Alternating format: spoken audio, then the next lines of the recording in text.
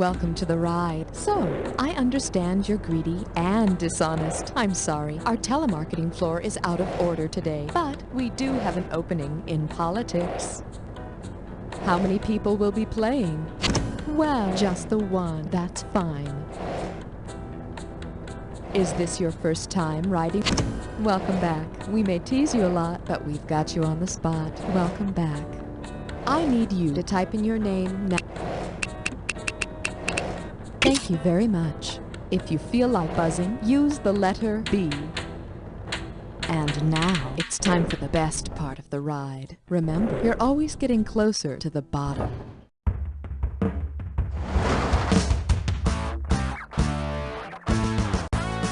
It's time for the show where high culture and pop culture collide. This episode of You Don't Know Jack is brought to you by Inoffensive Eddie's Bland Suit Emporium. Inoffensive Eddie says, if they remember you were in the room, your suit's too loud. And now, please welcome your host, Cookie. Nice to see you. Welcome to the game. Now, as we're entering the political arena, let's see some mudslinging out there. Oh, remember, do as I say. This is not a democracy. All right, I like to call this category, you can't spell politics without P-O-T. Okay, hang tight. We're talking about $3,149 here. Here we go. Say you're invited to a joint session. Who's the guest of honor at this party? Go for it. A joint session of Congress brings the House and Senate together to hear the president make a speech. So the president might speak, but he doesn't inhale. Okay, select the value of the question. Hey, you can live on that. Here's your category. In politics, you must lie like a cheap rug. You know, back when Washington and Jefferson were president, men wore those silly wigs. And Bill Clinton's haircut is always a hard news item, so I was thinking, if Bill Clinton wore the last wig president on his head, with what dashing new look could he impress the ladies? It's yours if you want it. Monroe? Nope. Our fifth president was a Democrat-Republican. Whatever the hell that is. The correct answer is, it's just about the only way for people to notice Millard Fillmore. The thing is, if you notice that it's a wig, etiquette says you're supposed to act as if you're a member of the Know-Nothing Party. Now,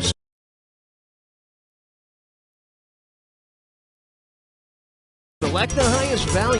Well, you win some, you lose some. Badly. Here's the category. The Capitol Dome sprang a leak. Get your buzzer finger ready. Here we go. If it begins raining cats and dogs, take it.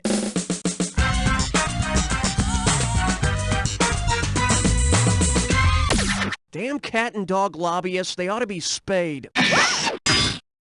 Well, what do we have here?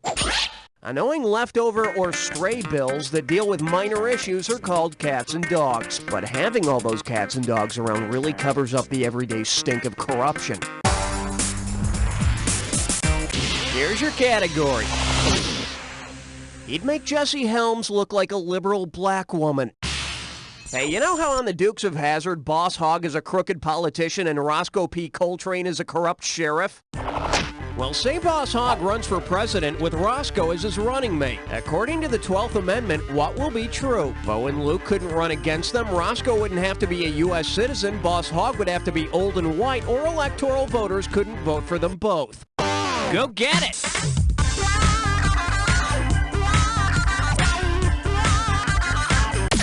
Now, Bo and Luke could run, but good luck getting northern votes when you're campaigning out of a car with a big Confederate flag on it.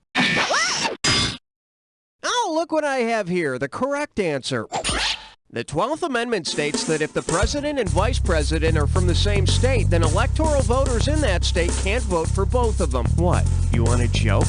You think the Constitution is supposed to be funny?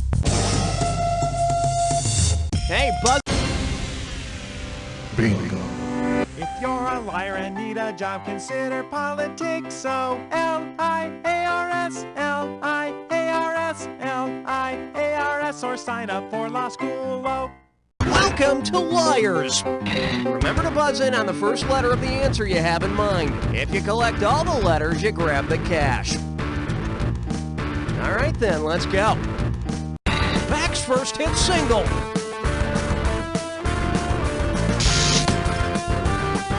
You're a winner! It's Bliss.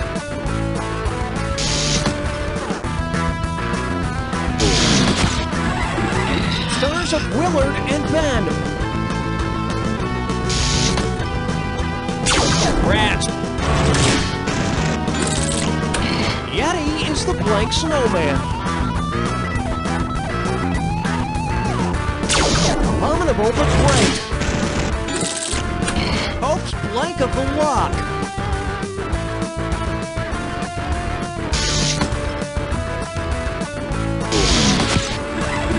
Blank lies and videotape. I always say yes to sex. Come on, one more letter and you really cash out. George Washington couldn't tell a what. Nice. TV equals blank box. Idiot box. Good one. Liars. Can you say bonus?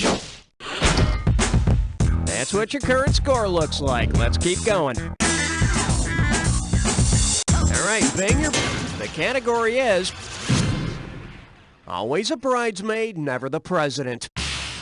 And now the question.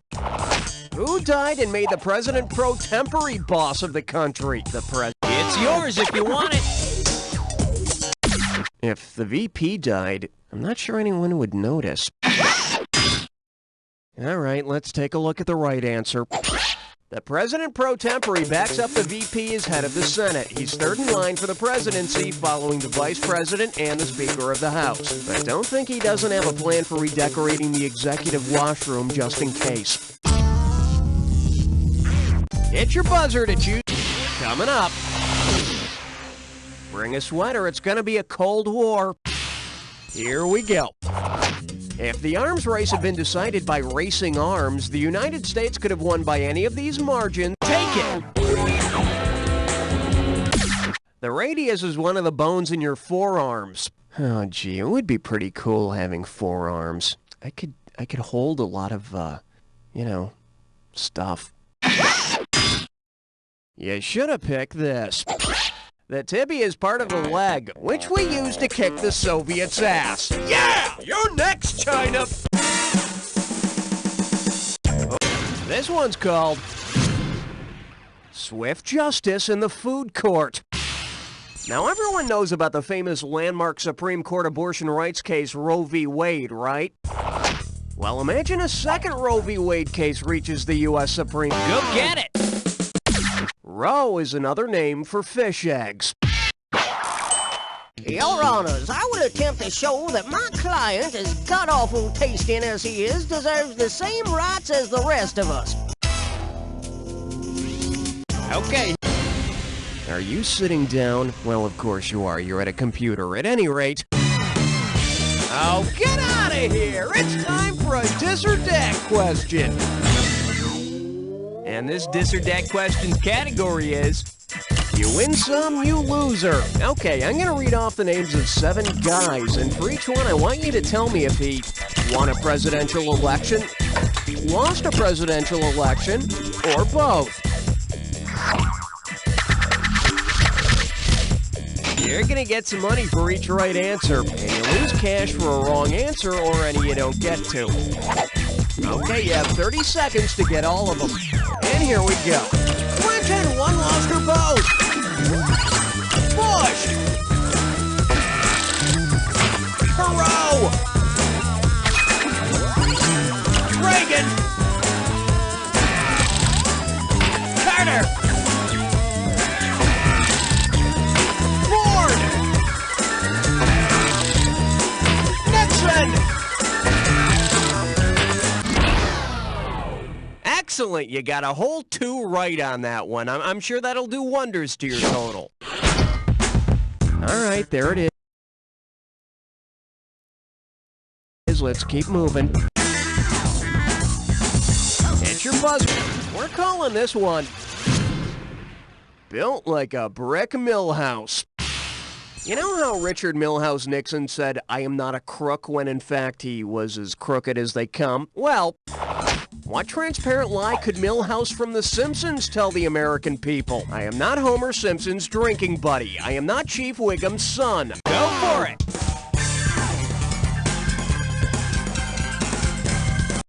Now that's Ralph. He'd thank you for choosing him, but he's got his head stuck in the banister right now. Here's the one you wanted. Milhouse is in fact Bart's sidekick. Thing is, I always thought Milhouse looked more like Kissinger. Now, so your category is over-the-counter culture. Okay, get out your little round glasses and your tie-dyes, because I've got a little counterculture phrase for you to figure out. Turn on, blank blank, and drop out. All right, which is... It's yours if you want it.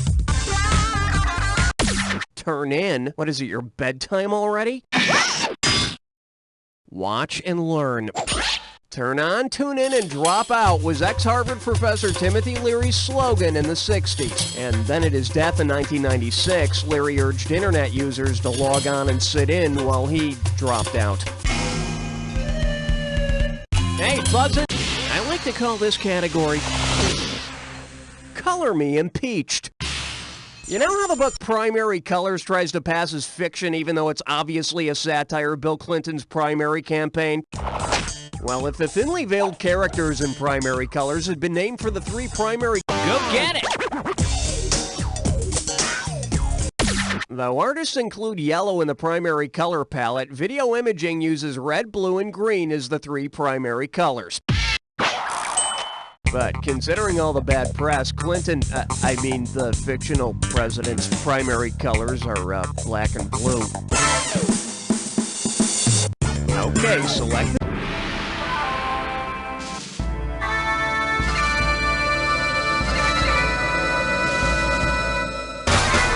My fellow Americans, I cannot tell a lie, but I can give you this clue. The land of milk and alphabets. Hey, look at this. If I turn the bowl slightly, I can spell dumbass. Okay, here we go.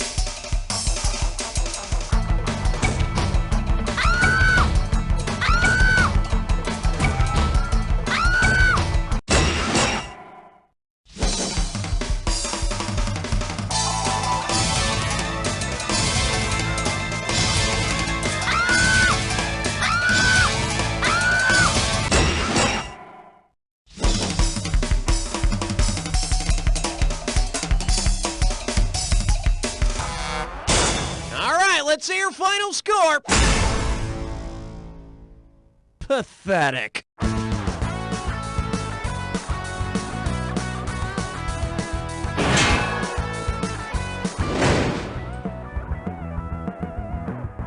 One is for